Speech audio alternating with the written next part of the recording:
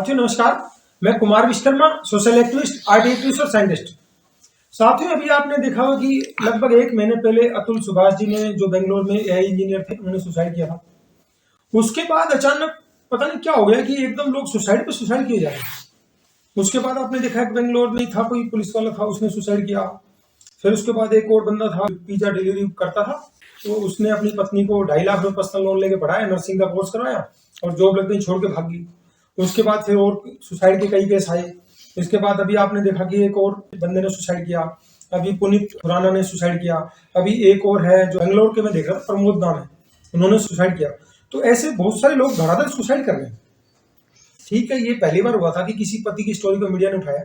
मुझे हैरानी हो रही कि मतलब अचानक ऐसा लोगों को क्या लगने लगे, उनको एक सुसाइड के बाद सुसाइड करने से उनको बहुत कुछ मिल जाएगा, न्याय मिल जाएगा। और ये सारे पढ़े लिखे लोग, अच्छे प्रोफाइल के लोग हैं।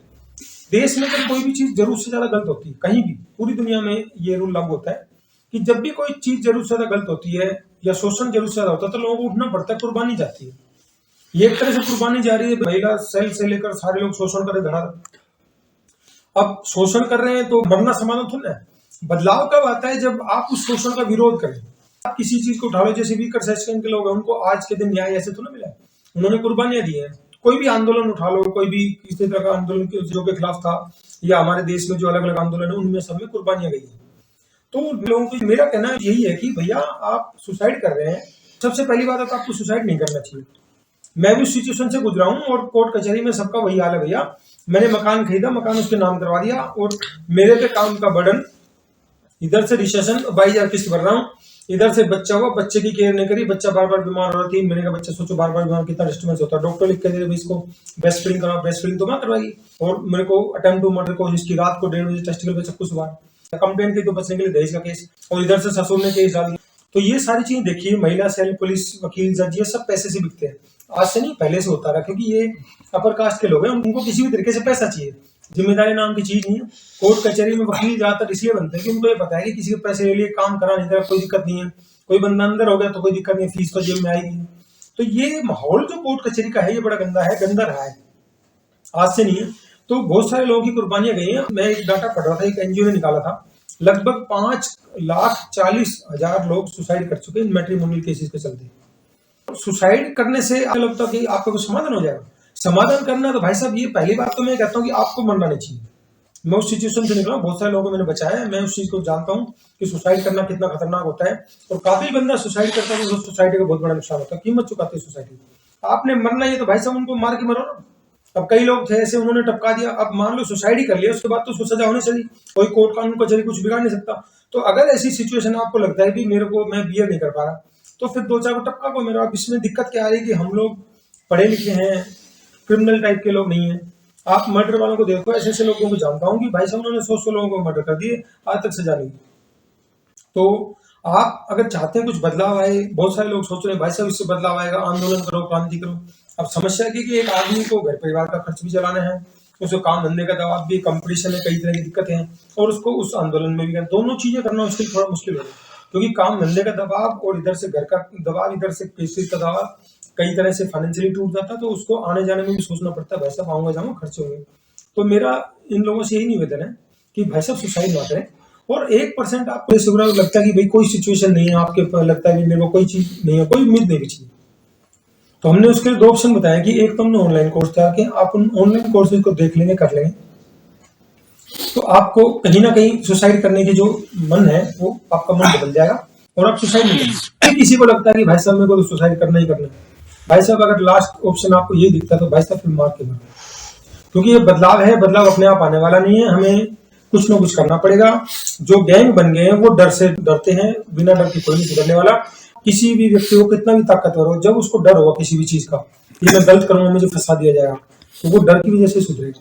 हरियाणा में महिला की वो थी वाइस चेयरपर्सन सोनिया अग्रवाल, बढ़िया तो बहुत समझता है, 1 लाख रुपए उस पति से मांगे, जो टीचर था, उसकी वाइफ सब इंस्पेक्टर थी पुलिस में, वो अपनी धमकी दे रही थी। सोचो महिला में कितना। एक और मैं वीडियो देखा था महिला का, वो महिला की चेयरपर्सन स्टेट में जो था उसमें लिखा नहीं था स्टेट का नाम, वो लड़के को धमका रही, वो बंदा बाहर बैठा, आजा नहीं तो तेरे माँ को अंदर कर दो। माँ को किसी के अंदर करेगी?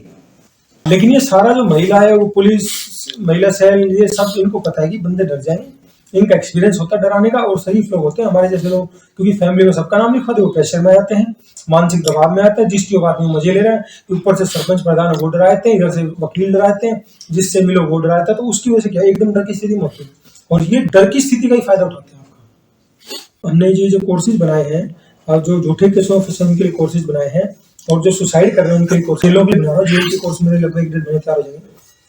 हमारा पर्पज यही है कि जो कोर्ट कचहरी में होता है, अलग अलग जो वीडियो हमने बना रखे हैं, यूट्यूब पे भी डाल रखे हैं मैंने, उसमें सारा समझा रहा है कोर्ट कचहरी में क्या होता है, महिला सेल कैसे करती है। ये सब इसलिए है कि जो हमारे साथ हुआ, जो हमारा एक्सपीरियंस है, वो जिन लोगों के साथ नहीं हुआ, ये नए नए हैं, जिनको केसों में नाम लिखाया गया, उनको उस परिस्थिति के बारे में पता चल जाए कि ये कैसे करते हैं, क्या गैंग है, तो वो आपको डील करने का तरीका सीख जाए, इनके साथ डील कैसे करना है, और वो शोषण से बचा सकते हैं। वो कुछ नहीं कर सकते। जज भी होता है ना, वो कितना ही खतरनाक समझता हो, कितना ही अपने आप को सख्त समझता हो, वो ज्यादा ज्यादा आपको जेल भेज सकता है। जेल में भेज दे, उसके बाद भैया बेल 1 महीने होगी, 2 महीने खींच लेगा, 3 महीने, 4 महीने, 5 महीने खींच लेगा, बेल तो कहीं ना कहीं होगी, फिर कहाँ जाएगा। तो जो बड़े लोग हैबिचुअल क्रिमिनल होते हैं, मर्डर डकैती वाले, उनका डर खुल जाता है, उनको पता है जज हमारा कुछ नहीं मारता, और जज उन लोगों से डरते हैं क्योंकि उन जजों को ये पता है कि तुम्हारी फैमिली को भी टपका सकते हैं, उनकी सिक्योरिटी वगैरह सब रखी रह जाती है। तो आप उनसे सीखें कि जब वो मर्डर डकैती वाले उनका कुछ नहीं बिगड़ रहा, आप तो भैया आपने तो क्राइम किया ही नहीं है, ठीक है, अवैध वसूली गैंग, और अवैध वसूली का भी इनको हिम्मत इसलिए बढ़ गई कि इनके खिलाफ कोई काम नहीं करता है, इनके खिलाफ कोई कोशिश नहीं करता है। अब जैसे मैंने डाला कोर्ट में झूठा एफिडेविट देने पे 7 साल की सजा, पहली बात तो वकील इन केसों को डालते नहीं, मैंने बड़ी मुश्किल से इधर उधर को सीख के 9 केस डाले, तीनों में 498 में, डीवी में और मेंटेनेंस में 9 केस डाले, वो 7 साल हो गया, आज तक डिसाइड नहीं करे।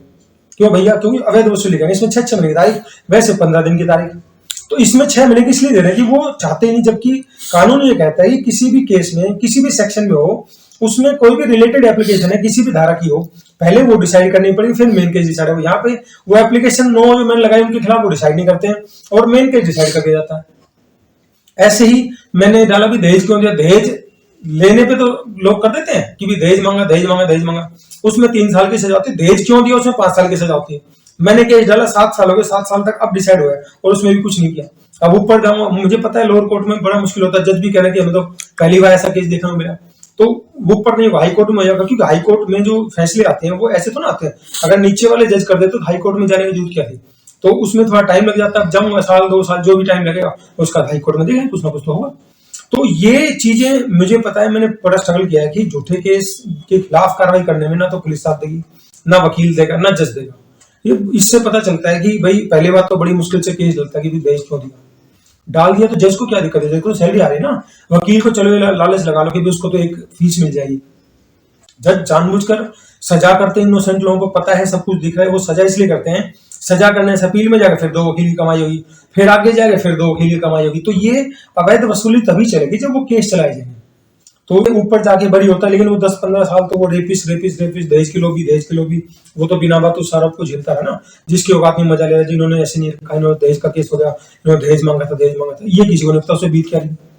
तो सोसाइटी में जिसके ऊपर नहीं बीती वो कभी नहीं समझेगा इस दर्द को, जिनके साथ बीती है उनका कभी मजाक न उड़ाए, और ये सोचकर चले कि आपसे भी कई गुना दुखी लोग दुनिया में जिंदा है, और मौत भी जब आएगी जब आपके सांस पूरे, जब तक सांस है आप न कोई तरीके से आप बच जाओगे। तो मेरी सभी युवाओं से निवेदन है, भाई सुसाइड ना करें। 5000 लोगों को बचा चुका हूँ, और सुसाइड जैसी सिचुएशन से बचाने के लिए ऑनलाइन कोर्स हमने बना दिए, सिर्फ 1 रुपये पर डे रखा हमने, ज्यादा चार्जिंग नहीं रखे, ताकि आप जैसे लोगों के साथ ऐसी सिचुएशन हो रही है तो जेलों में जा रहे हैं उनके लिए मैं बना रहा हूँ 80% काम पूरा, लगभग 1-1.5 महीने वो भी तैयार हो जाएंगे। जेल में रहना और जेल से आने के बाद जो सिचुएशन होती है उसको एडजस्ट करने में बहुत टाइम लगता है, सोसाइटी एक्सेप्ट नहीं करती, बहुत भयंकर मानसिक दबाव होता है, और जेलों में रहता है तो वो ऐसा मतलब समय होता है, शोषण होता है, क्योंकि जो मर्डर डकैती वाले हैबिचुअल क्रिमिनल हैं उनके लिए तो जेल ही घर होता है, लेकिन जिन्होंने गलत नहीं किया सबसे ज्यादा समस्या ही वही होती है। जो चोरी करते हैं वो वहां जेल में भी चोरी करते हैं, चीनी चुरा ली, छोटी छोटी चीज चुरा ली, क्योंकि उसको आदत चोरी की पड़ेगी ना, तो वो जो मौका मिलेगा वो सब चीज चोरी करेगा। लेकिन जो आदमी क्रिमिनल नहीं है, जैसे मेंटेनेंस केस हो गए, मैट्रिमोनियल, इनमें तो जानबूझ के फंसाया जाता है, इन्हें पता अवैध वसूली करे, तो उनके साथ सबसे बड़ी समस्या जेलों में यही होती है। 80% लोग या जो बिना बात के फंसा दिए, अलग अलग तरीके से आजकल आपको पता है गैंग बन गया, शरीफ लोगों को फंसाओ फिर पैसा कमाओ। तो आप सब इन वीडियो को देखते रहे, मैंने यूट्यूब पे बहुत सारे वीडियो डाल रखे हैं, वो इसीलिए डाल रहे हैं, हम मेहनत इसीलिए कर रहे हैं कि भाई साहब किसी न किसी व्यक्ति की मदद होती रहे। आपके साथ गलत हो रहा है, जज पैसे खा के गड़बड़ी कर रहा है, आपका वकील अपोजिट पार्टी से मिल गया है, आपका वकील पेश नहीं हो रहा है, ये सब समस्या होती है। आपको जानबूझ के वारंट करवा रहा है, आपकी तारीख 12 अप्रैल की थी, उसने बता देना अप्रैल, आप 12 को गए, 9 को तो वारंट हो गए क्योंकि तारीख 9 की थी। अब आपने देखा नहीं तो इसका हमने तरीका बता रखा, आप वेबसाइट पे देखो, वकील से कुछ भी करो, वेबसाइट पर अपना रोज चेक करो, ताकि वकील धोखा करे तो आप बच जाए। मैंने देखा 10 में से 3 लोग जेलों में, लगभग हर जगह ऐसा ही हो रहा है, 10 में से 3 लोग वो जाते हैं जो सिर्फ तारीख जंप लगी, यानी तारीख का उनको सही नहीं पता चला, वकील ने विश्वास कर लिया, वकील ने गलत तारीख बता दी, वो गया उस दिन वारंट हो चुका था, अब वकील कहता 10,000 लाख, 15,000 लाख, 20,000 लाख तेरा बेल करवानी है। तो थोड़ी थोड़ी हमें कोशिश करनी पड़ेगी। केस हो गया तो आपको लड़ने के तरीके सीखने पड़ेगी। मैंने बहुत सारे लोग देखे हैं, इन केसों में वकीलों का ड्रामा देखते देखते तो वकालत कर दी, और वकालत की डिग्री सबसे आसान होती है, बीएम में से भी आसान है वकालत की डिग्री, पार्ट टाइम बड़े आराम से हो जाती है, 15 दिन जाओ तो ही कर लेते हैं। आप थोड़े सिंसियर है, अपना रोज 1-2 घंटा पढ़ेंगे तो बहुत ज्यादा अच्छा कर जाएंगे। कानून के दाव पे वकील भाव खाएगा तो वकालत कर लो। तो ये जो सिचुएशन आ रही है, आपको उस दलदल से निकलना है तो वकालत करना आपको सस्ता पड़ता है। जब आप कर लोगे तो आपको लड़ाई लड़ने में आसान रहेगा, आपको ये पता चल जाए कहाँ पे क्या घपला हो रहा है, और जज भी उस बंदे के साथ थोड़ी बदमाशी कम करते हैं, क्योंकि उनको लगता है तो हमारी बिरादरी का होगा, हमारे साथ फ्यूचर में बैठेगा। तो ये रिक्वेस्ट कर रहा हूँ कि आप सुसाइड जैसा कदम ना उठाएं, और ये देश के लिए बड़ा खतरनाक होता है। आप उसकी बजाय स्ट्रगल करें, स्ट्रगल करने से कुछ ना कुछ बदलाव आएगा, और आप उस अच्छे बदलाव को एंजॉय कर पाएंगे। आप चले गए, सुसाइड कर लिया, भाई सब लोग जला देंगे, लोग छोड़ देंगे, भूल जाएंगे, तो ऐसे काम थोड़ा चलना है। तो आप अपनी जिंदगी की अहमियत समझे, ऊपर वाले ने आपको मानव जीवन दिया, बहुत मुश्किल से मिलता है, इसकी कदर करें और स्ट्रगल करें, और आपस में एक दूसरे से जुड़े। ये ना देखें कि कौन किसके साथ ज्यादा लोग जुड़े, किसके साथ कम लोग जुड़े। अक्सर क्या होता है, जिसके साथ थोड़े लोग जुड़ जाते हैं वो अपने आप को बहुत बड़ा वो समझने लग जाता है, और वो पॉलिटिक्स बाजी करना शुरू करता है। जो जेन्युइन बंदा होगा ना, वो कहीं पॉलिटिक्स बाजी नहीं करेगा, एक दूसरे नीचा दिखाना, मतलब कि मेरे पास 100 लोग जुड़े हैं और किसी के पास 50 लोग जुड़े तो मैं 50 वाले को परेशान करूंगा या उसको बदनाम करने की कोशिश करूँ। तो आजकल नकलीपना बहुत ज्यादा है, ऐसे लोगों से सावधान रहें कि लोग हैं वकील जाते हैं, ऐसी एनजीओ में जाते हैं सिर्फ अपने केस लेने के लिए, दिखावा ये करेंगे हम तो न्याय दे रहे हैं, आपको ये करेंगे, उनका कोई न्याय से लेना देना नहीं, उनको सिर्फ ये कि हमारे केस कैसे बने, हमारी इनकम इन लोगों से कैसे हो। तो आप इन वीडियो से सीखें, ऑनलाइन कोर्स हमने बनाया, इनसे सीखें, बड़ी मेहनत से हमने रात के 4-4 बजे तक लग के तैयार किए हैं। हमने ये इसीलिए बनाया कि कोई बंदा सुसाइड ना करे। तो आप अपने जीवन की कदर करते हुए इन वीडियो से सीखें। हमने जो एक्सपीरियंस डाला है, इतने साल का एक्सपीरियंस है, इतने लोगों से मिले हैं, 20,000 से ज्यादा लोगों से मिला हूँ, वो एक्सपीरियंस मैंने इसलिए डाला है कि आप जिनसे जो लोग सुसाइड कर रहे हैं, जो परिवारों के साथ दिक्कत हो रही है, वो उस दलदल से बच सके, और जल्दी से जल्दी जो अवैध वसूली गैंग है उससे बाहर आ सके। ऐसे ऐसे लोग जिन्होंने महिला सेल वाले को अंदर भी करवाया, टांगे हाथ पकड़वाया, तो वो कौन थे जिन्होंने हिम्मत मारी, वो थी। अब सोचे अपना आप ही हो जाए, दूसरा ही कोई रिस्क ले ले, दूसरा ही लड़ाई लड़ ले, आप बैठे बैठे कुछ भी ना करें, आपको तो ये डर लग रहा है भाई साहब मैं जज की शिकायत करूंगा, जज तो मेरा केस भी काट देगा, वकील भी काट देगा, पुलिस भी काट देगी, तो भैया आप दूसरों के भरोसे दूसरा ही हो, दूसरा कोई आएगा जब आएगा करने वाला, वो करेगा अपने लिए करेगा। तो जब तक आप डरेंगे, सोचे दूसरा कोई कर दे, तब तक कुछ होने वाला नहीं। हमें अपनी स्वार्थ की भावना को छोड़कर खुद अपना योगदान देना पड़ेगा। योगदान बूंद बूंद करके सागर बनता है, और आज जो महिलाओं की ताकत बढ़ी है, ऐसे नहीं बढ़ी, इन्होंने भी स्ट्रगल किया है, आज जो ताकत आ गई इनको उस चीज का फायदा उठा रहे हैं। जब हमारे जैसे लोग जाएंगे कुछ करेंगे तो भैया कुछ बदलाव भी होता है। अब जैसे मकान था, मैंने पत्नी के नाम खरीदा था, अब फुल पॉलिसी बदल गई। मेरे जैसे 2 केस हुए थे, एक फरीदाबाद का, एक गुड़गांव का था। गुड़गांव का मेरा था क्योंकि गुड़गांव फरीदाबाद एनसीआर में उस समय सबसे ज्यादा प्रॉपर्टी सेल परचेज हो रही थी। तो अब ये पॉलिसी बदल गई। मेरी केस के बाद उन्होंने मेरा सारा कुछ पूछा, इंटरव्यू लिया, सारा समझने के लिए भी एक्चुअल सिचुएशन क्या है, जब उन्होंने देख लिया उसको तो फंसाएगा। तो उन्होंने देखा है बंदे ने मकान नाम करवा दिया, और क्या नाम, फिर उसका लालच होता था मकान नाम जो बेहतर पैसे खुद कर रहा है। तो उन्होंने आज पॉलिसी बदल दी है। आज सारे बैंकों में कोई बैंक आ जाए, कहे भाई साहब मैं मकान खरीदना चाहता हूँ, मैं अपनी पत्नी का नाम कराऊंगा, पैसे मैं दे रहा हूँ, नहीं करेंगे। या तो ज्वाइंट प्रॉपर्टी होगी, दोनों पे कर रहे हो तब हो, या वो वाइफ भी पे कर रही तब वो हो सकती है उनके नाम। तो इस पॉलिसी से बदलने से कहीं ना कहीं फायदा होता है। तो ये क्या होता है, कोई ना कोई इस दुनिया में काम कर रहा है अच्छे के लिए, फूल खुशबू दे रहा है, तब ये दुनिया खूबसूरत बची। नहीं तो खराब लोगों ने इस दुनिया को खराब करने में कोई कसर नहीं छोड़ रखी। तो अपने जीवन की कदर करें और कभी सुसाइड जैसा कदम ना उठाएं। मुझे विश्वास है ये जो मेरा प्रयास है, देश के करोड़ों लोग जो अवैध वसूली की गैंग के चलते, झूठे केसों की प्रताड़ना के चलते, कोर्ट में न्याय न मिलने के चलते, जो लोगों को डरा रहे हैं बार बार, उसके चलते लोग जो सुसाइड जैसा कदम सोच रहे हैं, उनको सुसाइड जैसा कदम से बचने में मदद मिलेगी। और जो डर की वजह से लंबे समय तक जो नेगेटिव इमोशन के चलते जो अलग अलग बड़ी बड़ी बीमारी लग रही है, उनको उस सिचुएशन से डील करने में मदद मिली। हमने जो अलग अलग कोर्स बनाए हैं, डिजीज फ्री लाइफ कैसे जीना है, आपको उस मेंटल स्वास्थ्य को कैसे मेंटेन करना है, नेगेटिव इमोशन से अपने आप को कैसे बचाना है, जो अलग अलग तरह से जो हमें लंबे समय तक डर रहता है, उससे अपने आप को बचाकर बीमारी से कैसे बचना है। तो हमने अलग अलग कोर्सेज बनाए हैं, आप इनका इस्तेमाल करें और अपने जीवन की खुशियों को एंजॉय करें। साथियों आपको हमारा वीडियो अच्छा लगता है, इसको लाइक करें, कमेंट करें, सब्सक्राइब करें। आपको हमारे वीडियो में कोई भी कमी लगती है, इंप्रूवमेंट लगता है, सजेशन लगता है, आप हमें कमेंट सेक्शन में जाकर जरूर बताएं, ताकि भविष्य में जो भी जानकारी लेकर आए आपको बेहतर से बेहतर जानकारी दे सके। धन्यवाद, जय हिंद।